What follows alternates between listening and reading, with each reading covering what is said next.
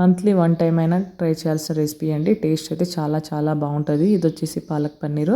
మనకు రైస్లో కన్నా రోటీలోకి అయితే చాలా బాగుంటుందండి. సో దానికోసం అయితే ఇక్కడ 2 కట్టలు పాలకూర తీసుకున్నాను. సో ఈ విధంగా కట్ చేసుకొని అయితే వాష్ చేసుకోవాలి. తర్వాత స్టవ్ ఆన్ చేసుకొని గిన్నె పెట్టుకొని అయితే అందులో వాటర్ పోసుకొని సో మరుగుతున్న వాటర్లో పాలకూర వేసుకొని ఒక 2-3 మినిట్స్ ఉడికించుకొని అయితే అల్లం వెల్లుల్లి వేసుకొని మిక్సీ చేసుకోవాలి. అందులో ఒక 2 పచ్చిమిర్చి కూడా వేసుకోవాలి.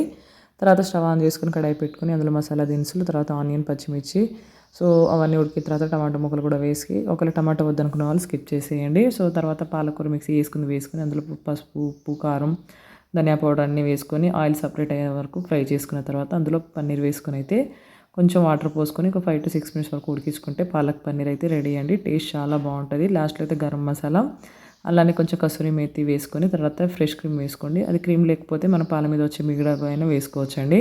సో ఇలా ఇప్పుడు ట్రై చేయకపోతే కంపల్సరీ ట్రై చేయండి. వీడియో నచ్చితే లైక్ చేయండి, షేర్ చేయండి, సబ్స్క్రైబ్ చేసుకోండి.